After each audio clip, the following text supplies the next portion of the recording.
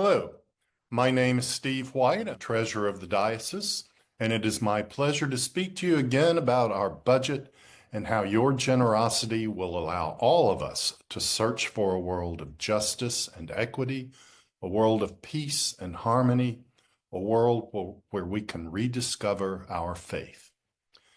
You know, if you get a chance to go to Rome, you will probably visit the Vatican. And if you visit the Vatican, you will probably visit the Sistine Chapel. And if you visit the Sistine Chapel, you will probably gaze up at Michelangelo's iconic masterpiece in the ceiling of God reaching out, touching Adam's finger, and giving him life. Everyone knows this picture, and you can get it on anything, even in Vatican gift shops, t-shirts, magnets, clocks, posters. I even have it on a tie. But then after a while, you begin to move outward from that one panel and look at the rest of the ceiling.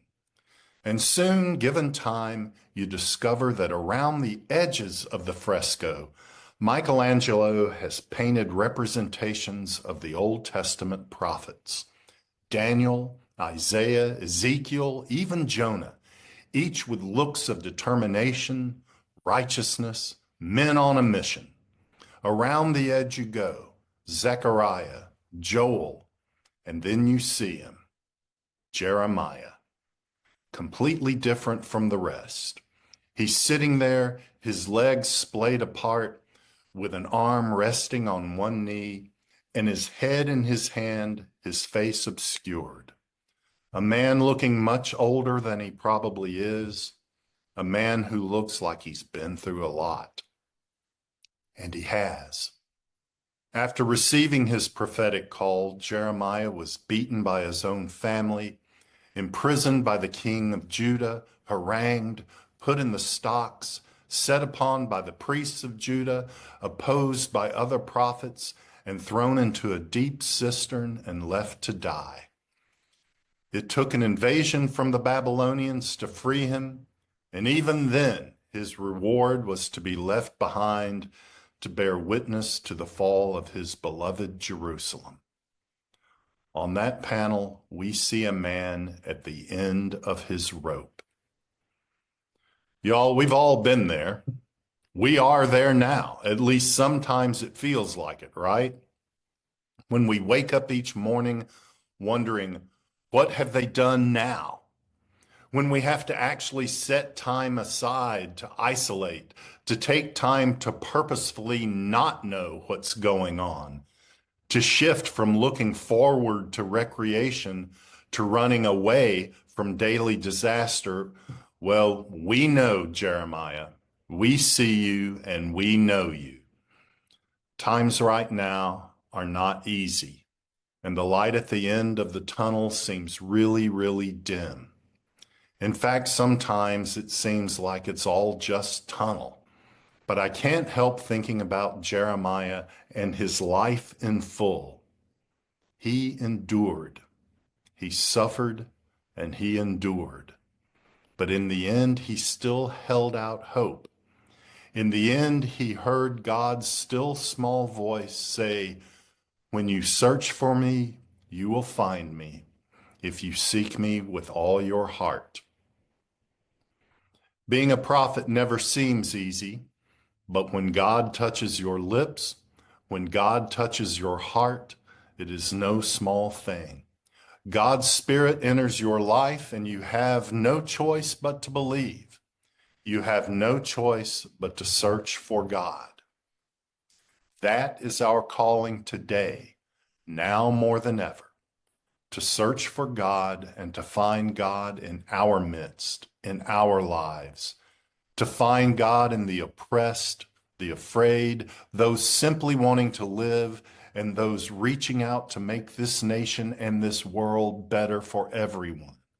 This is where healing begins. Healing begins here, with that search for God, and with the discovery that God is waiting to be found, that Jesus is waiting to gather us up, to hold us lovingly, to reassure us, and to send us back out, proclaiming this good news that God has been found in Christ, and that we can make a difference when we bring others to this discovery.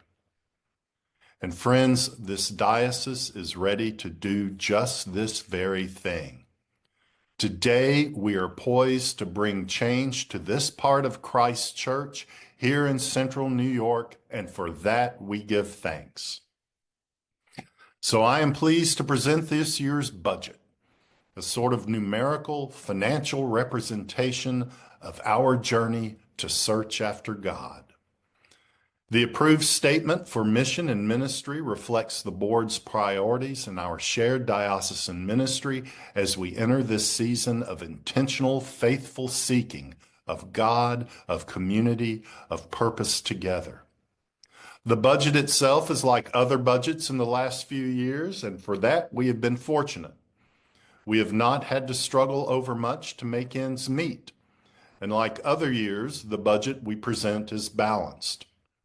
Among our priorities are efforts to empower our diocese through the support of program offerings and staff assistance to parishes in ministry, administrative, and technical functions. Grant funds continue to encourage ministry efforts throughout the diocese to empower churches, ministries, and partnerships that support these diocesan priorities. As a result, 49 parishes have received direct financial assistance of over $305,000 through the ministry grant program since the fall of 2020. The diocesan board's spending on ministry priorities for these grants are currently 1. Increasing connections between congregations and empowering interfaith ministry. 2. Creating a welcoming, nurturing environment for new Americans. 3. Addressing racial justice and reconciliation. 4. Creation care. 5. Raising up lay leaders and clergy. 6. Providing technical support for congregations to strengthen and refine digital worship, service, formation, and stewardship. 7. Ministry and congregations. Direct ministry grants through the ministry grant pool will continue in 2026. A few other projects and ministries in the hopper this year include the Holy Land pilgrimage that was postponed for 2025, a May 2026 event with Robin Wall Kimmerer as a guest speaker, support for chapels and unincorporated parishes, and maintenance of closed parish properties. Also included is the continued ministry work of the diocesan staff, including the ministry activity support that helps them do their jobs. Ministry activity totals $1,202,205, or 85% of the total planned diocesan expenditures. Additionally, the number of staff remains the same as 2025, with the filling of the canon to the ordinary for transition and formation position being filled and the removal of the event coordinator position. A cost of living adjustment of 2.6% has been included in this budget, and a 4.5% draw on the unrestricted and property investment funds in the UIF long-term fund will continue in 2026. The remainder of the draw remains at 4% for UIF long-term fund and 1.5% for the UIF intermediate term fund. We continue to refrain from touching the investment principal. Finally, this balanced, vibrant budget is possible through the leadership of Bishop Deedy, the hard work of the diocesan staff, the finance committee, the diocesan controller Kathy Hobart, and the generous and prayerful spirit of our parishes and missions. You know, over and over, our exasperated Jeremiah is placed in situations where he should just want to quit, to just shut up and walk away, but because of his faith in God, he can't. Neither can we.